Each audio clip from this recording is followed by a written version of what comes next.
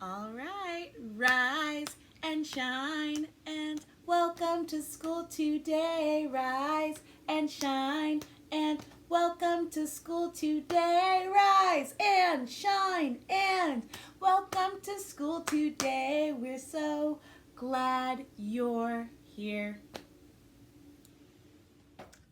Welcome back, friends. It's time for our calendar. We know that it is April, and that yesterday was Wednesday. Tomorrow, hey, is my favorite day, Friday. But today is, let's count. Or let's sing our song and find out. There's Sunday and there's Monday. There's Tuesday and there's Wednesday. There's Thursday and there's Friday. And then there's Saturday. Days of the week. Days of the week. Days of the week, days of the week, days of the week. So let's move that owl over to Thursday. All right, it's time to count. There's a lot of numbers here. Are you ready? 1, 2, 3, 4, 5, 6, 7, 8, 9, 10, 11, 12, 13, 14, 15, 16, 17, 18, 19, 20, 21, 22, 23. 23. We know that 23 is a 2 and a 3. 23. Let's put that up here. Now we know that today is Thursday, April 23rd. Thanks for joining me for calendar. Hi preschoolers, welcome back. It's time for our letter of the week. Our letter of the week this week is that letter that is at the very end of the alphabet, Z.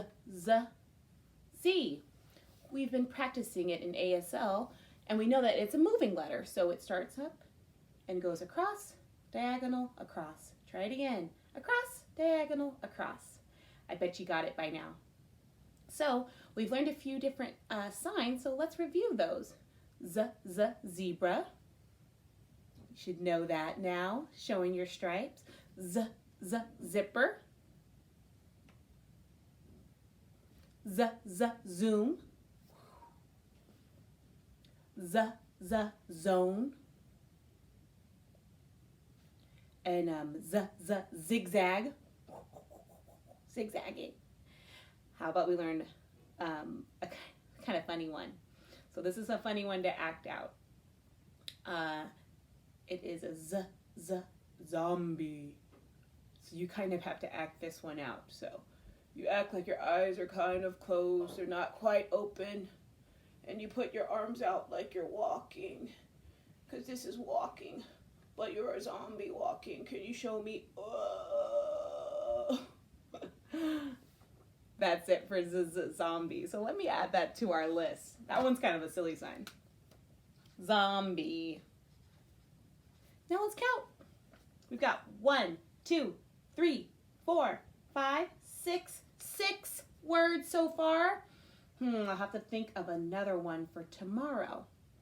All right, friends. I wonder how many you have thought of at home. Maybe you could take a picture of your Z-word list that you've been making at home with your mom or dad or nanny or family member, big brother, big sister helping you out. I'd love to see what Z-words you're coming up with. All right, friends. Thanks for joining me for Letter of the Week. I'll see you tomorrow. Hey preschool friends, welcome to my front porch. Today we're going to read a story after one of my favorite stories when I was a kid growing up, Harry the Dirty Dog. I have this special book. It's called A Harry the Dirty Dog Treasury, and it has all of the Harry Dirty Dog stories inside. Look at how many pages are in this book. That's so many. We're going to read these one at a time, starting with the original Harry the Dirty Dog.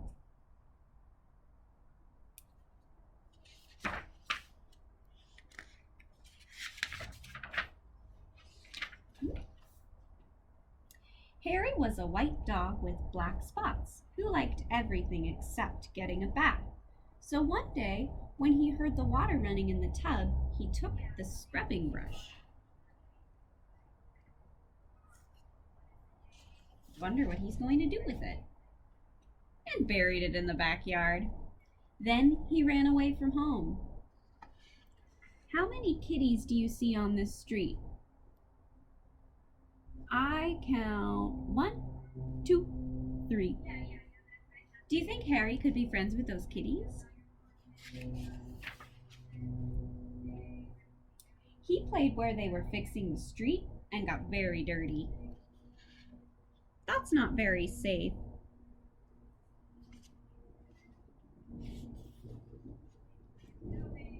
He played at the railroad and got even dirtier.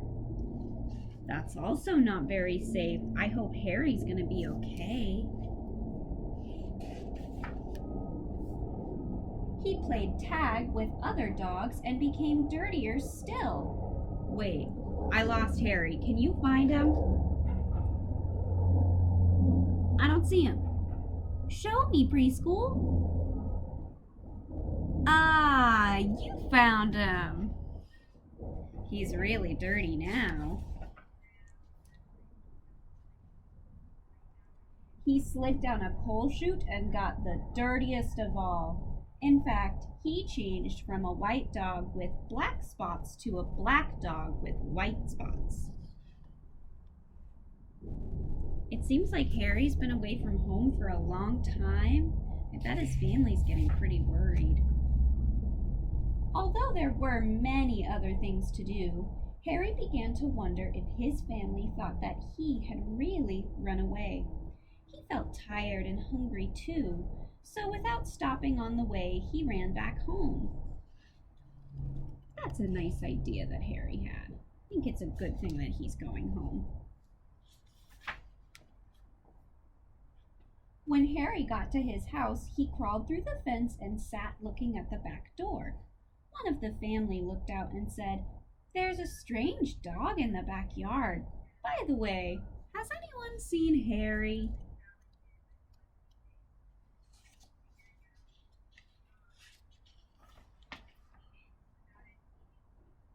When Harry heard this, he tried very hard to show them he was Harry. He started to do all his old clever tricks. He flip-flopped and he flop-flipped. He rolled over and played dead.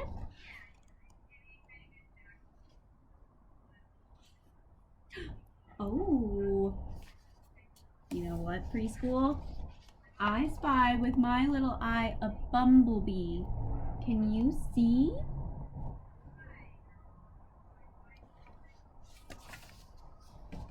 There's a bumblebee in the backyard right there. It's the bumblebee, just in case you didn't have time to find it. He danced and he sang. He did these tricks over and over again, but everyone shook his head and said, "Oh no, it couldn't be Harry."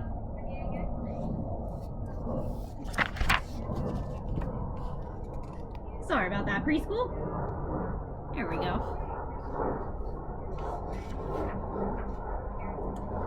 Harry gave up and walked slowly toward the gate, but suddenly he stopped.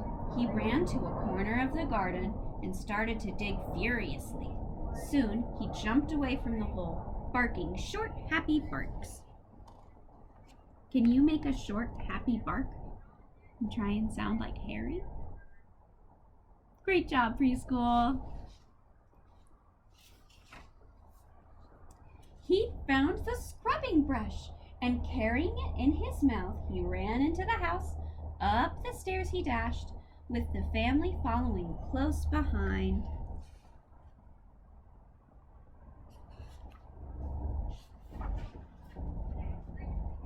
He jumped into the bathtub and sat up begging with the scrubbing brush in his mouth, a trick he certainly had never done before. "This little doggy wants a bath," cried the little girl, and her father said, "Why don't you and your brother give him one?"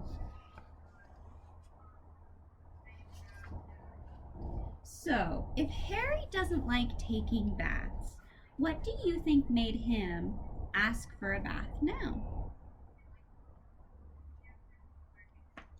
Do you think it's because he wanted to see his family to recognize him again? I think you're right, Preschool. Harry's bath was the soapiest one he'd ever had. It worked like magic. As soon as the children started to scrub, they began shouting, "Mommy, Daddy, look, come quick! It's Harry, it's Harry, it's Harry!" they cried. Harry wagged his tail and was very, very happy. His family combed and brushed him lovingly, and he became once again a white dog with black spots.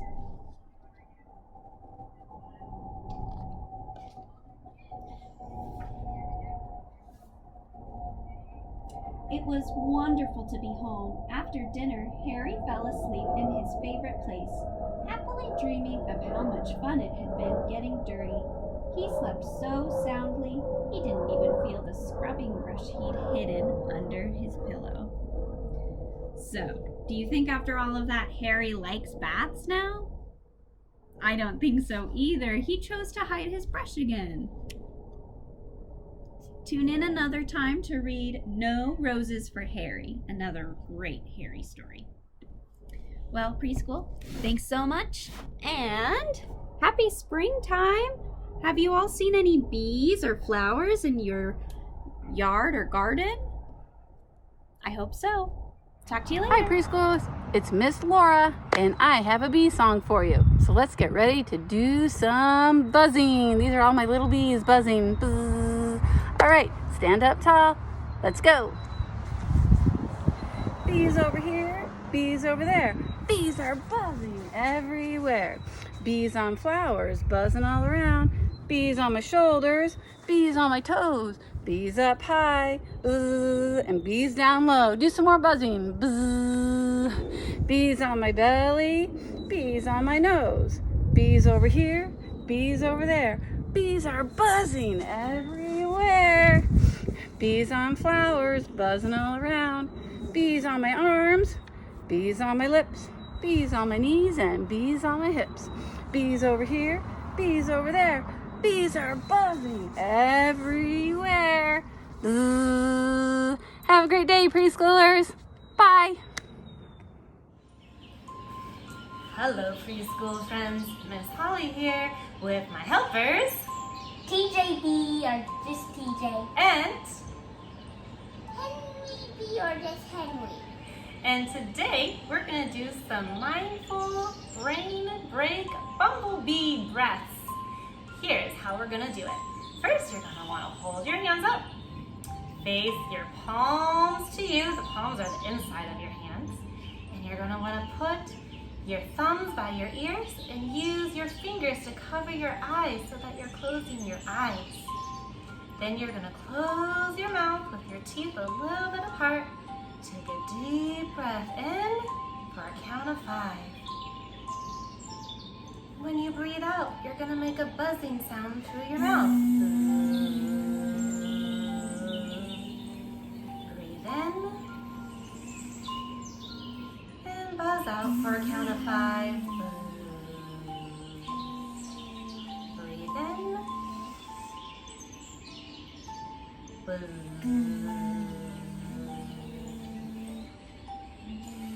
Breathe in. Buzz.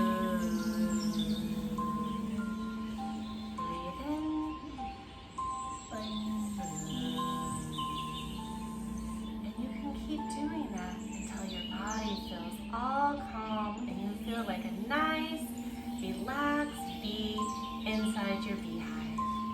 Alright, we hope you had fun doing some mindful brain break bumblebee breathing. Buzz, Bye buzz, for buzz, now, bye, bye, preschool. buzz, buzz, bye, bye, buzz, buzz, bye, bye, buzz, buzz. Hello, preschool. Miss Holly here, and I am going to show you how to make a bee finger puppet. I also have a helper here. My son Henry is going to help show you how to make it too. Hi, and my name is Henry from Darth Vader. Death Star. He really likes Star Wars, if you couldn't tell. Anyway, for this finger puppet project, you're going to need some scissors, Yes. some yellow paper if you have it, but if you don't, you can do the whole thing with white paper, and some black paper. And again, if you don't have black paper, you can do the whole thing with white paper and then markers to color it. You're probably also going to want a marker to draw on it. We're also going to need either some glue or some tape. So let's get started. You're going to want to start with your yellow paper. Or again, if you're doing it all out of white paper, that's okay. Out of your yellow paper, you're going to want to go ahead and cut your bee body. The bee body is kind of like a long oval. Doesn't really matter exactly what shape your bee comes out.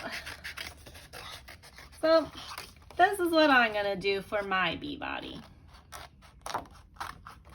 Also out of that yellow paper, or again white if you're going to color, you can cut out your bee head. A bee head is going to be a little bit more of a small oval or smaller circle to go on top of your big bee body.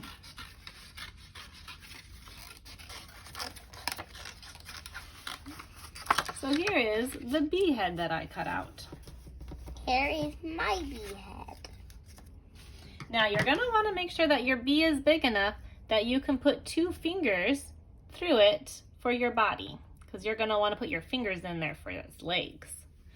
Once you've cut out your bee body and head, then you can go ahead and get your white paper and cut out some wings. Just have to get my scissors. So for your wings, you can cut kind of some heart shapes. There's one wing for me. I'm just cutting humps like hills. Yeah, you can also cut humps like a hill. Just kind of depends what you want your wings to look like. So you're going to want to go ahead and cut out some I wings. accidentally did my wings too big, so I'm just going to cut off half of it. Oh, and that's okay. If you notice that something doesn't quite look the right shape or size, you can go ahead and cut it smaller.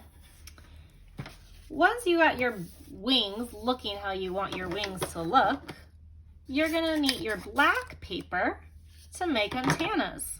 Again, if you only have white paper, that's okay. For my antennas, I am just going to cut one long strip this way, and then I can cut my strip in half, and I have 2 antennas.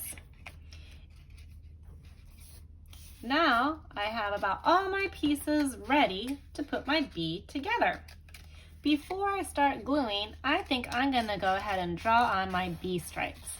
Now if you want, you can color on your bee stripes. Again, if you did this on white paper, you would want to go ahead and color it yellow and black.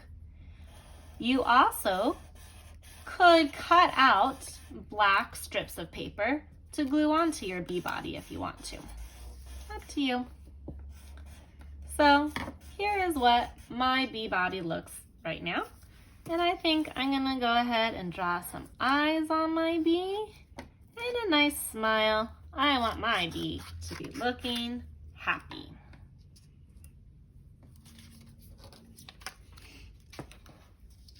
Once you have all your pieces ready and you're happy with how your bee is looking, you're going to want to glue the pieces together. So you're going to want to have your glue ready to go. Put on the top of your body and put that head right on. To do your wings and your antennas, you want to go ahead and flip it over and put some glue here in the middle of your body. Those are for your wings. 1 wing, 2 wings. Once I have my wings, I go ahead and put glue on the back of my bee's head. Glue on the stripes so they get out. You can go ahead and glue your antennas to the top of its head. Buzz, buzz, I'm a bee. Once your glue has had time to dry and you're ready for the next step, you're going to need to have an older sibling or an adult help you with this. You're going to want to take your 2 leg fingers that you're going to use for your finger puppet and put them on your puppet so you can decide how far apart you want your 2 holes. you're gonna have your adult or an older sibling help you go ahead and they can cut you little finger holes.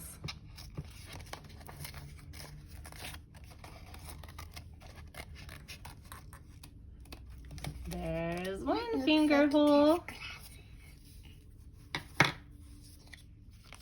And here's another finger hole. Coming through. Again, it's pretty tricky to poke your scissors through this and to cut a circle. So this is why it's really important to have an adult or an older sibling who is good with cutting help you. Once you have your 2 holes cut through, you can put your fingers through, and now your bees have legs. Buzz, buzz, buzz, buzz. And he can go ahead and fly around. Maybe he can try to pick things up. Buzz, buzz, buzz, buzz. If you want, and you did the drawing with Henry and I, you also can take your drawings and cut those out and put finger holes in them. And then those also could make bees to fly around. Buzz, buzz, buzz, buzz. Here's what Henry's bee turned out to be. I just need to cut him some leg holes in there. And this is what his drawing one looks like when he puts his fingers in. I hope that you had fun making a bee finger puppet. I can't wait to see what your bee finger puppets look like. All right, bye for now, preschool. Buzz, buzz, bye.